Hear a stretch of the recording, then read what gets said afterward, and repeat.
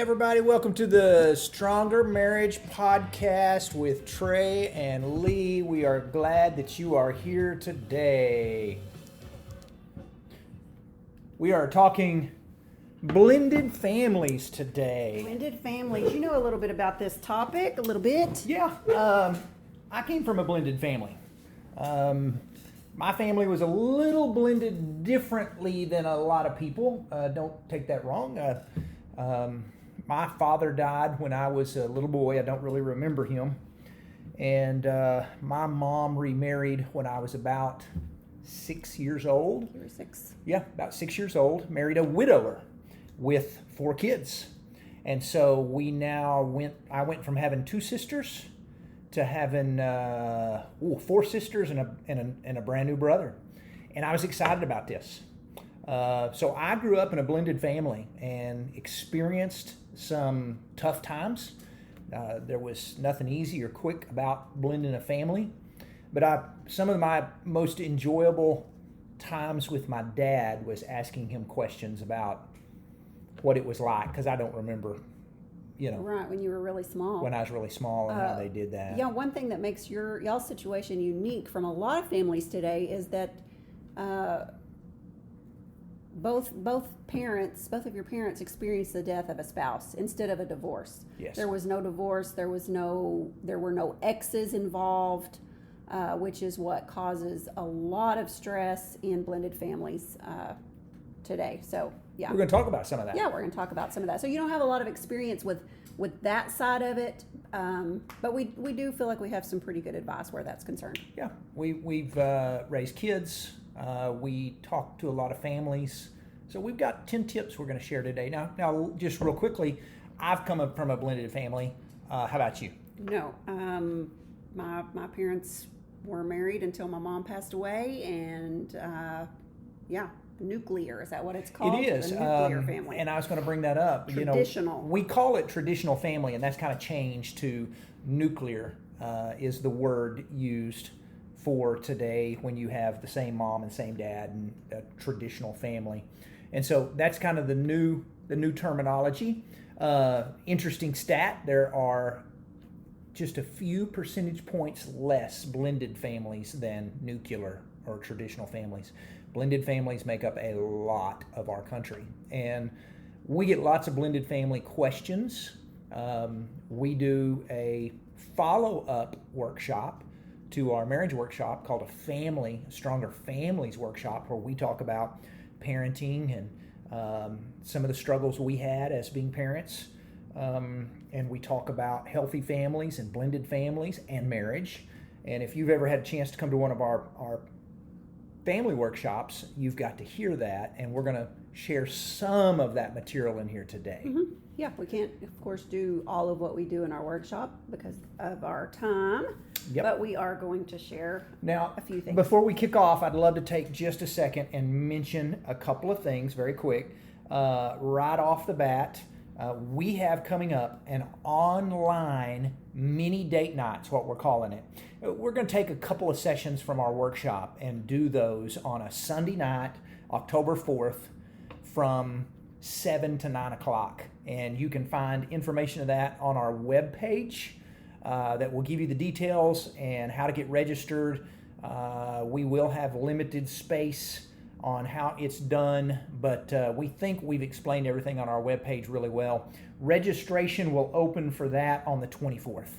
So if you want in on that, you need to get there on the 24th. Your idea to couples was to do what? But Well, we're calling it a date night because we thought, line the kids out, send them over to some friends, whatever. Put a movie in for them. Get them occupied so that you can spend the evening together. Maybe go get some takeout, have some snacks, ready, and set aside 2 hours of uninterrupted time where you can spend together talking and discussing a lot of the things that we're going to go over in our mini workshop. Yep, we're going to be live, and we'll be doing a live feed, live videos, and once it's over, those videos will still be available to you. So we're excited about this. This is going to be a lot of fun. We're going to do some giveaways. We got some book giveaways. We've got some minivan giveaways. Yeah. I love my husband. I love my wife. We want to Minivans. do some date just some night. gift cards. Yeah, gift cards for so date that you nights. can actually go on a date on us. So yeah. We will email you a workbook for the session so that you can follow along and fill in some blanks as we go. So it'll be fun. We got some material to cover and we've had enough intro. So let's get rolling. We're talking blended families. Right off the bat, I would like to mention that, of course, if you're blending a family, it is going to be a little more difficult with older kids than it is with younger kids, because older kids are set in their way a little bit more, and we'll talk about that kind of as we go. But most couples enter into remarriage with lots of expectations and oftentimes are really surprised at how hard blending two families together is. And believe us when we say it's not easy, and things may not be perfect, and things may struggle for a while, but you're going to have to fight through those things and work out a plan. And we think these 10 tips will benefit any family that is listening, that is working with a blended family in that standpoint. So I'll kick it off. And number one, 10 tips for blended family is: one, be patient. Be patient with what's going on.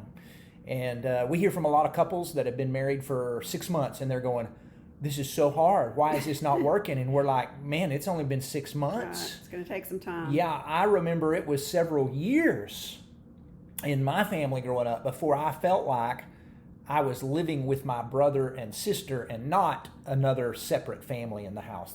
That my step family became my family. That did not happen over a short period of time.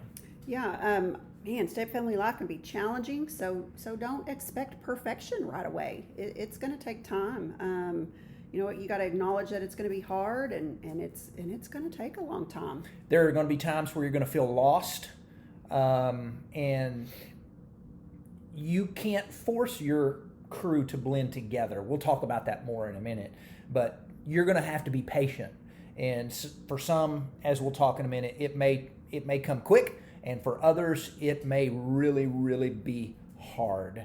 And it's better than it's going to cause some frustration if you just expect in just a couple of months everything to just be really good. So be patient with the process. Have a slow cooker mentality. Again, it took our family that I grew up in years before we clicked. And today, I'd love to throw this out there. Today, we're all grown up. We're all adults. And, of course, we wouldn't look back. I get along fantastic with my siblings, both my real and step. And I don't even call them step. No. I consider them my brother and sisters as much as I do my actual blood brothers, because that's how we were raised. And so, we'll talk about that more in a minute, but you do it right, and this can be an absolutely fantastic experience for you as a couple and for your kids. That's right. Okay, so are we going to the next one? Yeah, number 2. All right. Make parenting changes before you marry.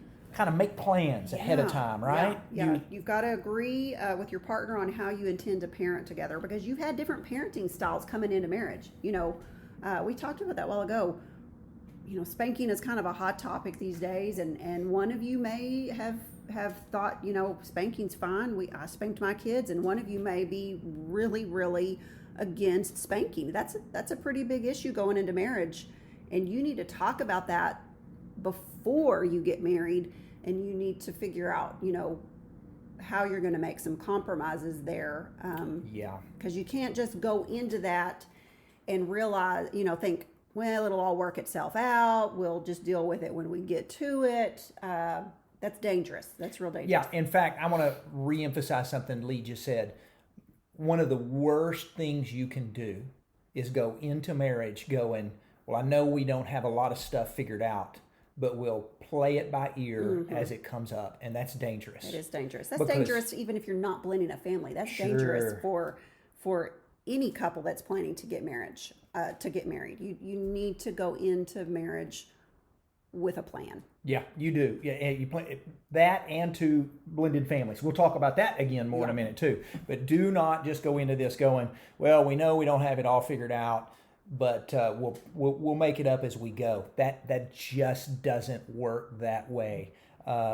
Figure it out before things go. Now, right. You're probably listening, and if you're in a blended family, you're going, we're already in a blended family. You know, these are things we didn't do beforehand. So now you're kind of trying to figure out how to make it work as it goes. Yeah. And so we're going to talk about how to do that as well, because you may be kind of sitting there thinking, well, I don't know how to make it work now because we're already married and we didn't do these things up front. So we'll talk about some more of that as we go.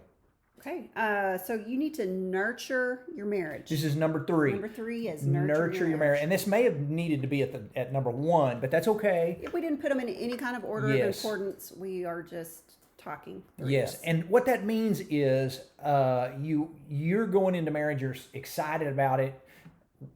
Your kids may not be so excited about it, at least at the beginning, but man, you have got to focus on your marriage, and you have got to put that first, even in blending a family. And marriage comes first. And according to a study of more than about 50,000 step-family couples, maintaining a marriage and a healthy marriage is really, really important. Now, here's what we need you to understand. Your kids, if you're blending a family and you've come out of a marriage that has failed, your kids have already seen one failed marriage. And it is essential that you show them a good marriage with this one. So it is important that you put lots of emphasis on this marriage, because they've already seen one marriage not work. They need to see a marriage work. They need to be in your school of marriage, whether it's whatever marriage this is. They need to say, hey, so this is how a good marriage is supposed to be. And so show them some success in that. That is important. Yeah. And you mentioned the study done by more than 50,000 step-family couples. And some of the things that they said that were good ways to nurture marriage was good communication, conflict resolution skills, and maintaining fun. All great ways to nurture your marriage. So, with good communication, you got to talk about those things before, plan those kinds of things like we talked about earlier. Try to anticipate things before they come up and talk through them. Conflict resolution. You tell an excellent story about your parents and how they used to walk around the park. Yeah, my mom and dad, and we're talking, when I say my mom and dad, we're talking my stepdad, who I don't refer to as my stepdad. He raised me as his son. He did not treat me any different than he treated his own son, and I'm honored to call him my father. And he calls me his son. I love our relationship. He was the best man at mine and your wedding. And then after my mother passed away several years ago, my dad has now remarried, and I was honored to be the best man at his wedding, which was really, really cool. But I asked him one time, I said, Dad, did y'all ever not see eye to eye on things? And I mean, y'all always seemed like y'all had it all figured out. I don't ever remember y'all disagreeing. And his words were, there were a lot of things that we didn't see eye to eye on. And he said, we made a rule from the beginning that we lived right next to a big park that had a walking track. And he said, we made a rule from the beginning that if we didn't agree on something, we would go for a walk together and we would not come back until we had a plan made and agreed on something. And I loved it. I said, and it hit me, because I remember thinking, they walked around the park a lot when they first got married. And he said, yes, we did. And that was because we didn't see eye to eye on everything, but we didn't want y'all to see us as not a unified couple who were husband and wife. And so we would walk around the park until we would figure it out and agree on something, and then we'd come back and go with it. Yep. And I thought, that is so wise. Yeah, that's excellent. So communicate, have a specific time every day to do that. Figure out conflict resolution, have a plan for how you're going to do that. Maybe you need to go for walks like Trey's family did. And the other thing that in this study that they said was a great way to nurture your marriage is to maintain fun. Yeah, have some fun. Have some fun, and that's important. Going that you on do dates, that. we preach dates all the time, and you've got to go on dates and let your kids see that your marriage is important to you. That's exactly and right. It doesn't center around them. That's number 3. Number 4, educate yourself.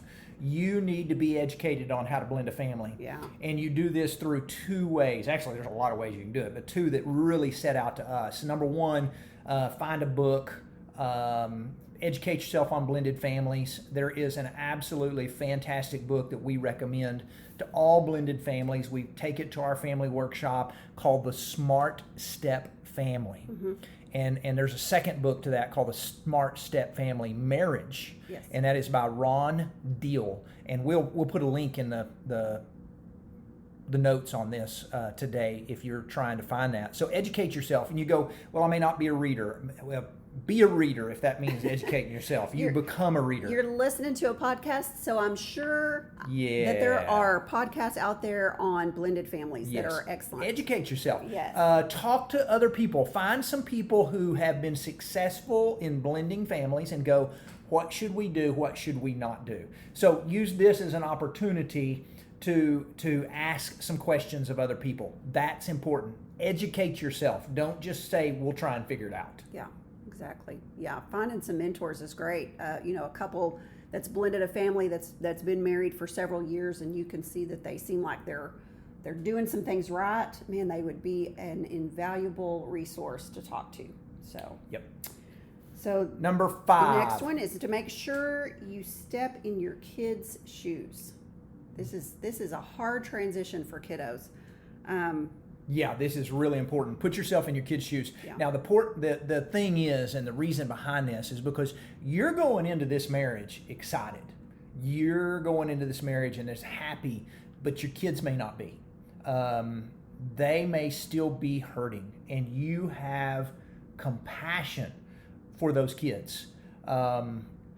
They it depending on the kid. If you're talking toddler, it may be a lot easier. If you're talking teenager, they may revolt and yes.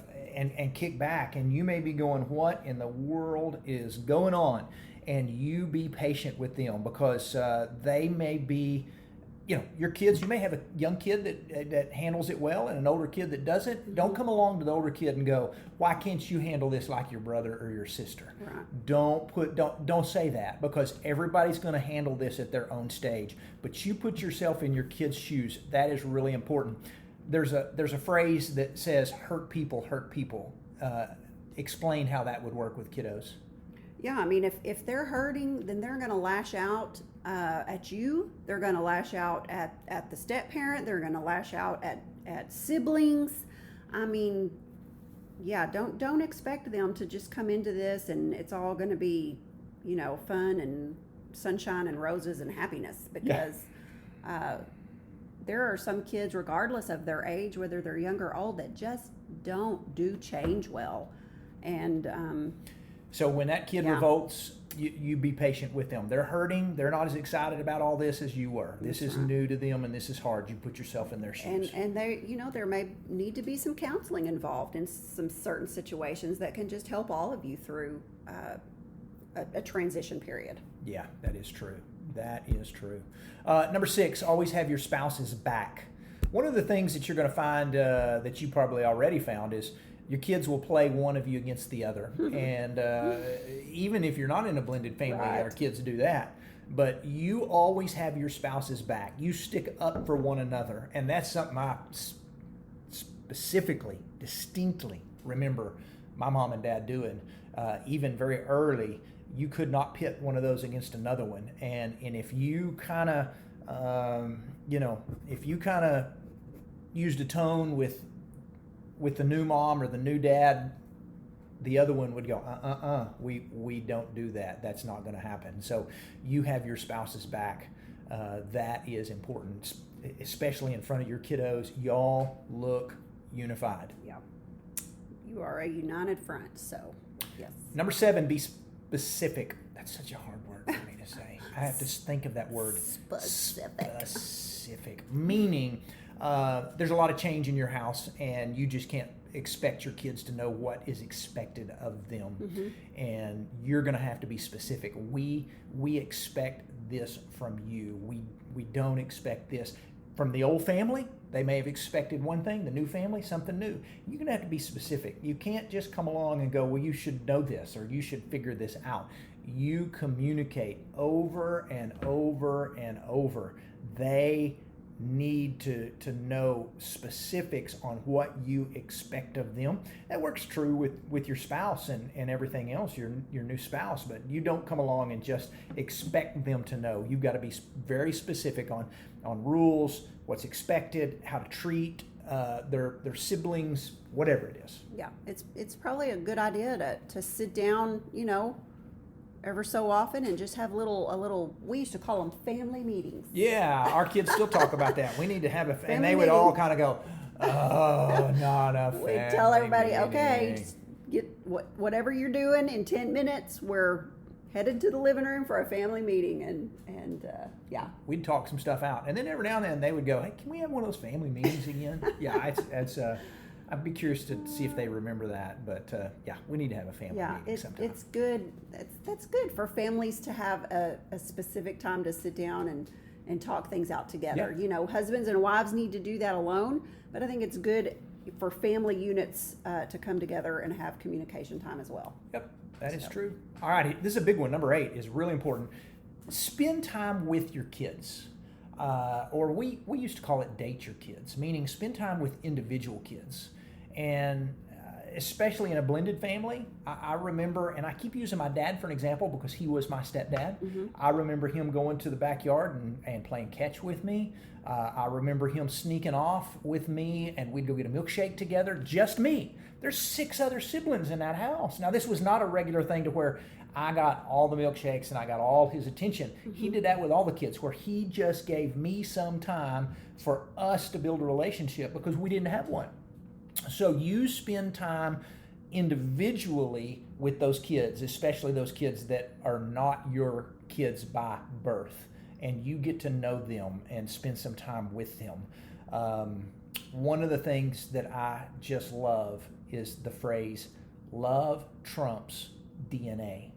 Meaning, love is more important than DNA. You can love a kid that is not your birth kid as much as you can love your kid that you gave birth to.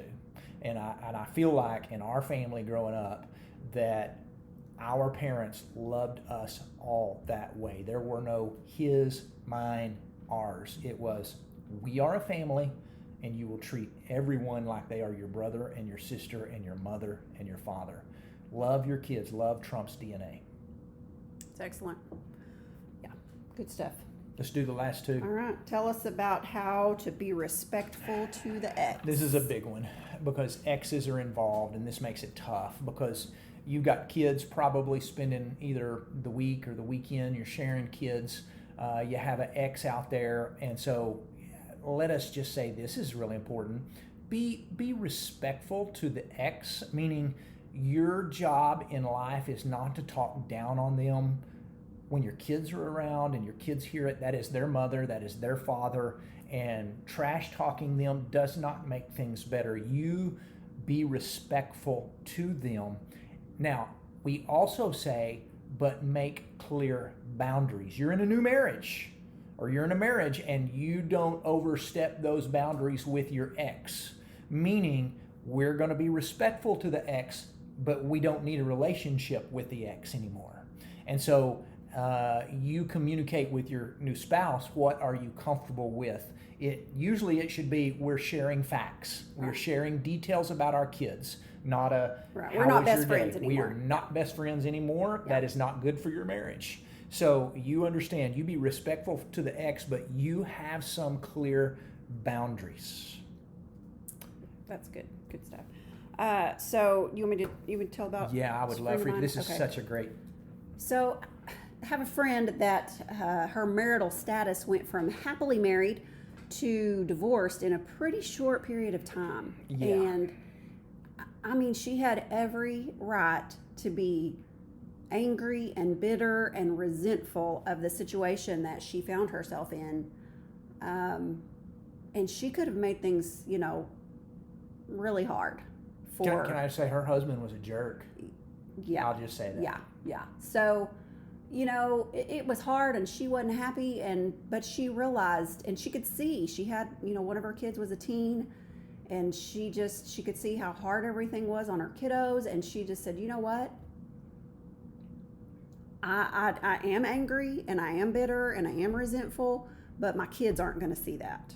I'm not going to talk bad about their dad. I'm not going to talk bad about this new woman that's in their life, because like it or not, this new woman is going to be their parent alongside me.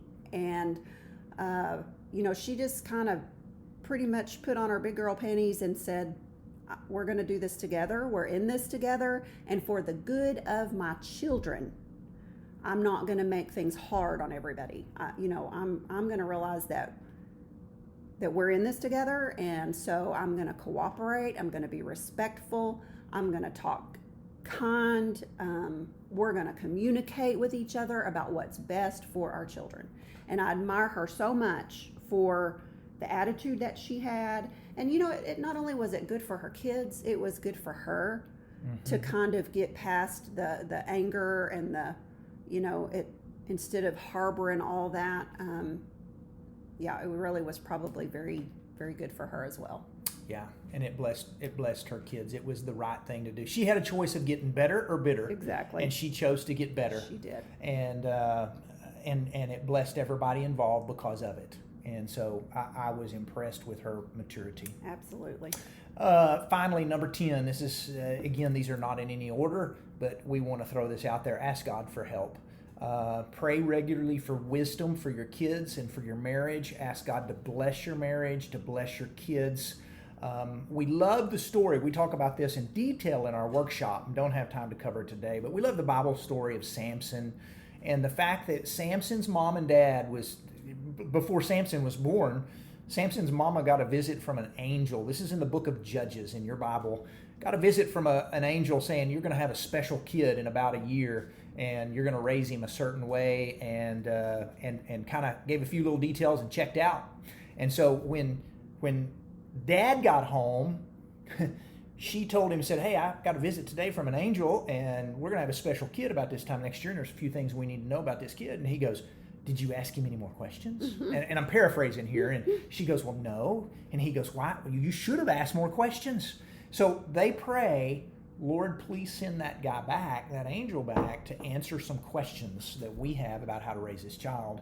And God did. And it's just a great reminder. God will send you wisdom. He's probably not going to send an angel to stand at the end of your bed. That would be nice. kind of scary, but it would be nice. It'd be really nice if God would just say, okay, here's somebody, and they're going to tell you exactly, step by step, how to raise these children. That'd be so great. That would be good. But He will give wisdom. The Bible tells that. Yes. And so you ask God for wisdom, ask God for patience, and those are all things you need to do. Blended families are not easy.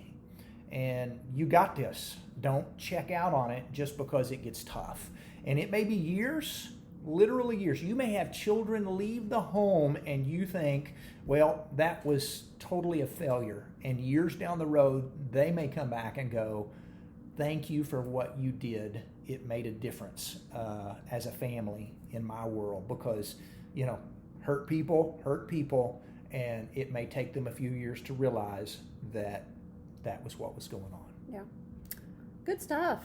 Is good stuff. families. Hopefully this helped somebody just a little bit that is in a blended family, and we do encourage you to, find some other resources if this is something that you're in. Like we said, find a book, find some podcasts out there that you can listen to, because you're not alone. There are a lot of good podcasts, a lot of good information. You got this blended family stuff. Get after it. Y'all have a great week. We will see you next Wednesday. Bye-bye. Bye.